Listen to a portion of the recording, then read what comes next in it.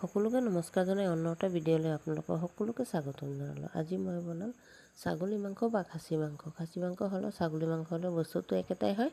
আৰু আহকচোন সকলোৱে সহযোগ কৰি বনাওঁগৈ। আৰু ভিডিঅ'টো শেষলৈ চাবলৈ সকলোলৈ অনুৰোধ থাকিলে সকলোৱে চাব। মাংস বনাবলৈ প্ৰথমতে মই কেৰাহীত তেল দি দিলোঁ আৰু ঠাণ্ডা তেলতে অলপমান হালধি দি দিলোঁ। হালধি দি মেলি তাৰপিছত আলু কাটি ধুই ৰাখি দিছিলোঁ আৰু আলুখিনি দি দিলোঁ। আলুখিনি দি কিনি তাৰপিছত মই হালধি আৰু নিমখ দি দিম, সোৱাদ অনুসাৰে নিমখ দি দিম। দি কিনি ষ্টিমটো একেবাৰে মিডিয়ামত লৈ কিনি আলুখিনি অলপমান ৰংচঙীয়াকৈ মই ভাজি ল'ম। আৰু আলু এয়া মই হালধি দি দিলোঁ আৰু নিমখো দি দিম। নিমখ হালধি দি কিনি ধুনীয়াকৈ ভাজি ল'ম। এয়া নিমখো দি দিলোঁ। নিমখ হালধি দি কিনি আৰু ষ্টিমটো একেবাৰে লত ৰাখি কিনি ধুনীয়াকৈ মই ভাজি ল'ম। আৰু ভাজোতে একেবাৰে ৰংচঙীয়াকৈ হৈ যাব আৰু বইল বি হৈ যাব। আৰু এইটো তেলতে মই লাষ্টত মই মাংস বনাই ল'ম। আৰু এতিয়া আলুখিনি নমাই যিখিনি তেল আছিলে সেইখিনি তেলতে মই আলুখিনি ল' ষ্টিমত ভাজিছিলোঁ, সেইকাৰণে বহুত টাইম লাগিলে। আৰু লাহেকৈ ভাজি এতিয়া ভাজি হৈ গ'ল আৰু এয়া নমাই লৈছোঁ। আলুখিনি ভাজা হৈ গ'ল আৰু নমাই লৈছোঁ। আৰু আলুখিনি চাওক ভাজোতে আলুখিনি বইল হৈ গ'ল আৰু তেলো জ্বলা নাই, যেনেকৈ আছে তেল তেনেকৈ আছে। এয়া চাওক এইটো তেলতে মই মাংস বনাই ল'ম। মোৰ আলুখিনি নমোৱা হৈ গ'ল আৰু পূৰ্ণত তেজপাতখিনি অলপমান ক'লা ক'লা হোৱাৰ পিছত মই এয়া পিঁয়াজ আৰু নহৰুখিনি দি দিলোঁ। নহৰু আৰু পিঁয়াজ দি কিনি অলপমান ধুনীয়াকৈ মই লৰাই ল'ম। আৰু মাংস বনাওঁতে আলু ভাজোঁতে যিমানখিনি তেল বাচিছিলে সেইটো তেলতে মই দি দিলোঁ পুৰণা তেজপাত দি কিনি আৰু পিঁয়াজ আৰু নহৰু দি কিনি ধুনীয়াকৈ মই মিলাই দিছোঁ। পিঁয়াজ নহৰুখিনি যেতিয়া অলপমান তেল ওলোৱা হৈ গ'ল, তাৰপিছত মই দি দিলোঁ অলপমান হালধি দিলোঁ। পিঁয়াজৰ ৰংখিনি ধুনীয়াকৈ হ'ব, পিঁয়াজ নহৰুৰ ৰংখিনি অলপমান ৰংচঙীয়াকৈ হ'ব।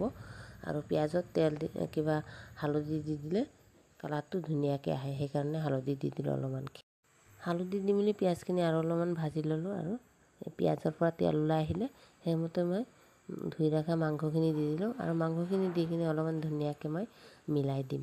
আৰু এয়া মই মিলাই দি আছোঁ, ধুনীয়াকৈ মিলাই দিম। আৰু পিঁয়াজৰ লগত ধুনীয়াকৈ মিলাই দি কিনি তাৰপিছত নিমখ হালধি সোৱাদ অনুসাৰে নিমখ হালধি মছলা চব দি দিব লাগিব এতিয়া। আৰু এনেকুৱাকৈ অলপমান ধুনীয়াকৈ মই লৰাই লৈছোঁ। লৰাই মেলি তাৰপিছত গোটা নহৰু দি দিলোঁ 6টামান।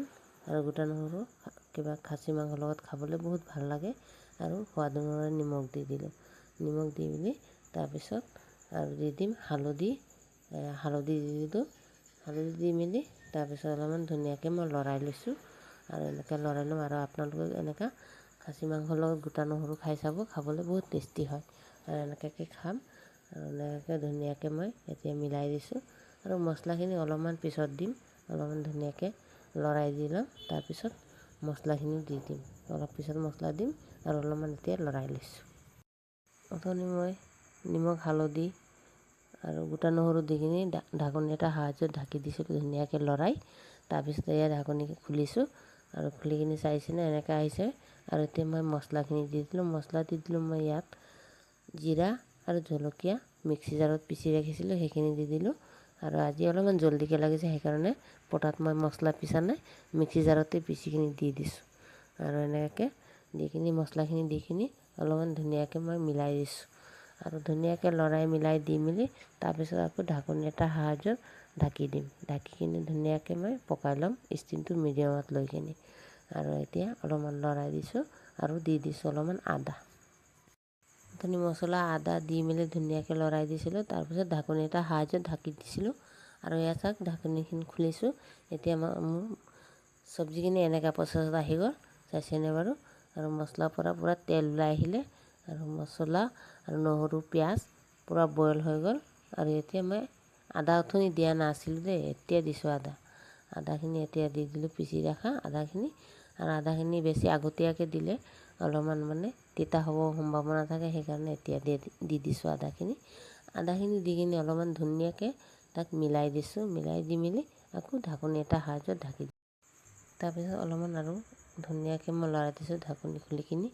আৰু এয়া চাওক মোৰ চব্জি এনেকুৱাকৈ প্ৰচেছত আহি গ'ল। চব্জি 80% বইল হৈ গ'ল। আৰু এনেকুৱাকৈ কালাৰ আহিছে চব্জিত। আৰু অলপমান ধুনীয়াকৈ মই লৰাই মিলাই দিছোঁ।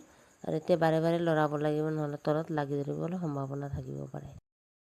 আৰু ধুনীয়াকৈ চব্জিখিনি লৰাই দিছিলোঁ আৰু মছলাৰ পৰা পূৰা তেল উলিয়াই আহিলে আৰু ইপিনে আলু ভাজি ৰাখি দিছিলোঁ আৰু আলুখিনি এতিয়া দি দিলোঁ আৰু আলু দিব সময় হৈ গ'ল আৰু এতিয়া মই আলুখিনি দি দিলোঁ। আলুখিনি দি কিনে আৰু অলপমান ধুনীয়াকৈ লাহেকৈ লৰাই দিছোঁ আৰু বাৰে বাৰেকৈ লৰাব লাগিব, এতিয়া তলত লাগি ধৰিব সম্ভাৱনা থাকিব। চাইছেনে বাৰু মোৰ চব্জিখিনি এনেকৈ প্ৰচেছ আহি গ'ল আৰু বাৰে বাৰে লৰাব লাগিব বুলি কৈছিলোঁ নহয়, লাগি ধৰে। আৰু এতিয়া লৰাই মেলি ইপিনে মই গৰম পানী কৰি ৰাখি দিছিলোঁ, গৰম পানীৰে মই জোল দি দিলোঁ আৰু জোল ছাগলী মাংসৰ জোল বা খাচী মাংসৰ জোল অলপমান পাতলাকৈ খাম আৰু পাতলা জোলত ভাল লাগে খাবলৈ, সেইকাৰণে পাতলা জোলতে বনাম আৰু এনেকুৱাকৈ জোল দি দিলোঁ। জোলখিনি উতলাব দিম। জোলখিনি দি কিনি চব্জিখিনি এনেকুৱাকৈ পকি আহিলে আৰু চব্জি খাব হৈ গ'ল আৰু এনেকুৱাকৈ এইটো চব্জিটো ভাতৰ লগত, ৰুটিৰ লগত সকলো লগতে খাব পাৰে, খাবলৈ বহুত টেষ্টি হয় এনেকুৱাকৈ। আৰু আলু মোৰ বইল হৈ গ'ল ধুনীয়াকৈ আৰু এতিয়া নমাব হ'ল আৰু এনেকুৱাকৈ গাঢ়া আহিছে আৰু মোৰ চব্জি বনি গ'ল আৰু নমাব হ'ল। আৰু নমোৱাৰ আগত মই গৰম মছলা দি দিছিলোঁ আৰু মোৰ চব্জি নমাব হ'ল আৰু নমোৱাৰ আগত গৰম মছলা দি দিম আৰু গৰম মছলা এয়া মই দি দিলোঁ। গৰম মছলা দি কিনি আৰু অলপমান 2-3 মিনিটমান বইল হ'ব দিম। 2-3 মিনিট পিছত মই নমাই ল'ম চব্জিখন আৰু এনেকৈ আহিছে মোৰ চব্জিৰ কালাৰ। আৰু এইটো ভাতৰ লগত, ৰুটিৰ লগত সকলোৰ লগতে খাব পাৰে। ভিডিঅ'টো চাবলৈ সকলোলৈ অনুৰোধ থাকিলে, ভিডিঅ'টো ভাল লাগিলে আপোনালোকে সকলোৱে চাব, লাইক শ্বেয়াৰ কৰিব আৰু চব্জিৰ কালাৰ এনেকুৱাকৈ আহিছে, চাইছেনে বাৰু আপোনালোকে? আৰু আপোনালোকে বনাই এবাৰ খাই চাব। যোনে জানেতো জানে, যোনে নাজানে তাহাঁতৰ কাৰণে ভিডিঅ'টো। আৰু এনেকুৱাকৈ বনাই খাই চাব, খাবলৈ বহুত টেষ্টি হয়। আজিৰ ভিডিঅ'টো ইয়াতে শেষ কৰিলোঁ। Bye bye.